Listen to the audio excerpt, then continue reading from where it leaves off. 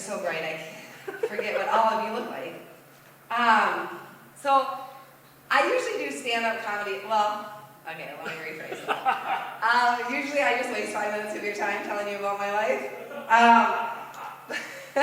But instead I wasted my time scrolling through Facebook, and I found a poem that I really like. So I'd like to read it to you guys. I don't write poems, I don't know when to pause and stuff, so I'm sorry if it's horrible. But I really like it, and sharing it with my 5 friends isn't enough for me. So I'm gonna tell you guys with these 5 people that are out here. Okay, it looks like the artist is John Rodell. I might be saying his last name wrong. I apologize to him if he ever sees this. Okay, I don't even know how to, I don't really know what I'm doing. Okay. My brain and heart divorced. Nope, and then it shut off on me. I told you I don't know where to pause. My brain and heart divorced a decade ago over who was to blame about how big of a mess I have become. Eventually, they couldn't be in the same room with each other. Now, my heart and head share custody of me. I stay with my brain during the week, and my heart gets me on the weekends. They never speak to one another. Instead, they give me a note to pass to each other every week. And their notes they send to each other always say the same thing. This is all your fault. On Sundays, my heart complains about how my head has let me down in the past. And on Wednesday, my head lists all the times my heart has screwed things up for me in the future. They blame each other for the state of my life. There's been a lot of yelling and crying. So, lately, I've been spending a lot of time with my gut, who serves as my unofficial therapist. Most nights, I sneak out of the window in my rib cage and slide down my spine and collapse on my gut's plush leather chair that's always open for me. And I just sit and sit until the sun comes up. Last evening, my gut asked me if I was having a hard time being caught between my heart and my head. I nodded. I said, I didn't know if I could live with either of them anymore.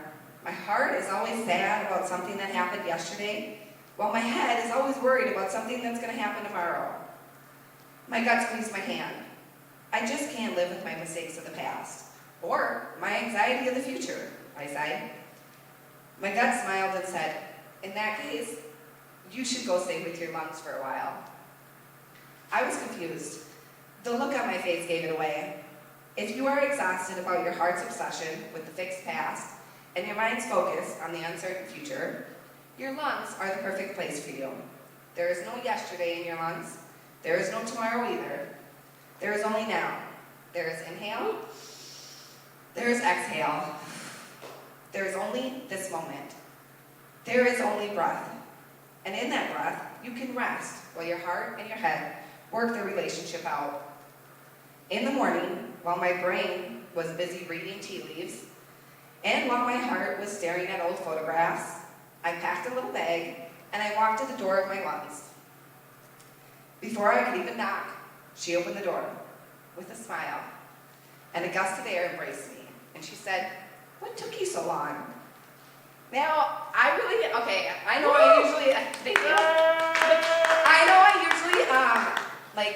make jokes because it's way funnier, and who wants to be sad and depressed on a Monday night? Not me. That's why I come here. But that really, I started getting into like witchy stuff, and I have read my tea leaves before, and I read like my tarot cards, and I hold my crystals and all that weird shit. Don't worry, I'm not doing anything bad to you guys. It's all about me. And so when I read that, I was like, yeah, this is nice, because I've learned to meditate. Horrible at it. My mind races like 1,000,000 miles an hour, and I'm just like, okay, I get it. I'm supposed to sit here. I meditated once, and I thought it was a success. I really thought I was into it. And then I heard a cat meow. And you guys, I didn't own a cat at the time, okay? So it like startled me, and I woke up, and well, I wasn't sleeping, but like I came to, and I was like, the fuck was that? I live on the 2nd floor. There shouldn't be a cat in my house. So I'm like looking out the window, I'm looking under my bed, like maybe I had inherited a cat somehow. And it scared me to where I was like, I'm good. I'm just gonna go to bed and watch Netflix and pretend like that shit didn't happen. So I'm like trying to still get into that, but it also really scares me because I'm like, what's gonna happen? You know, like you always worry about the future, and I'm not trying to, but at the same time, it's like you have to plan your future. And I've said it before, I'm lazy. So if I don't do something today, nothing's going to happen tomorrow, and but I'm lazy and I want to go to sleep. I should probably stop smoking weed, that might help. But, so 2 weeks ago, I was broke as shit. First of all, I love to spoil my kids. And there's a lady over here, I don't know where she is because I can't see her face.